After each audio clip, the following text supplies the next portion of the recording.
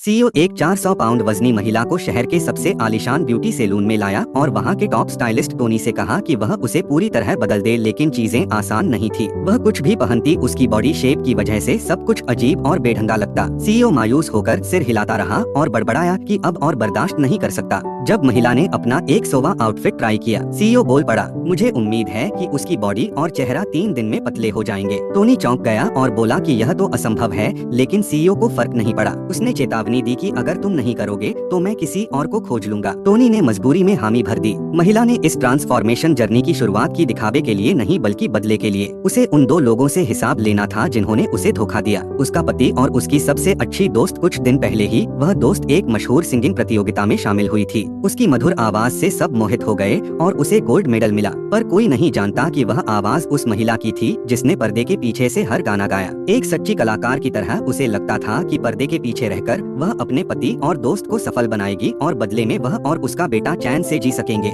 लेकिन वह गलत थी। कब से उसकी दोस्त उसके पति के साथ थी यह कोई नहीं जानता। उस महिला की आवाज चुराकर वह शोहरत की सीढ़ियां चढ़ गई। धोखा यही नहीं रुका। कंपनी के पुरस्कार समारोह में सीईओ ने दोस्त की तारीफ की और उसे $1 करोड़ और एक नया लग्जरी स्टूडियो इनाम में दिया। उसका पति प्रमोट होकर स्टार मैनेजर बन गया। मंच पर उसने घोषणा की कि वह और गायिका अब ऑफिशियली शादीशुदा है। महिला ने यह सब टीवी पर लाइव देखा और चौंक उठी। वह टूट गई और कंपनी की ओर भागी। दूसरी तरफ उसका पति और दोस्त इतने बेशर्म हो गए थे कि बाथरूम में ही अंतरंग हो रहे थे। उन्हें नहीं पता था कि सीईओ अगली बूथ में है। पति मुस्कुराया कि अगर उसे धोखा पता भी चल गया तो भी वह कुछ नहीं कहेगी। महिला ने सब सुना। उसकी दोस्त ने उसे वफादार कुत्ते जैसा कहा जिसे कभी भी लात मारी जा सके। यह सुन उसकी आंखों से आंसू बहने लगे और तब उसे सबसे बड़ा धोखा पता चला। उसने उन्हें यह स्वीकार करते सुना कि वे सालों से उसे हार्मोन इंजेक्ट कर रहे थे ताकि वह मोटी और बदसूरत हो जाए और कभी स्टेज पर न आ सके। वह बिखर गई और जीने की उम्मीद छोड़ दी। लेकिन सीईओ जो यह सब सुन रहा था सामने आया। वह नहीं चाहता था कि ऐसी आवाज खो जाए। उसने मदद की पेशकश की और महिला ने भी हाँ कह दी। अब वह इन दोनों को बिना सजा दिए नहीं छोड़ने वाली थी। अगले दिन सीईओ ने उसे टोनी को सौंप दिया।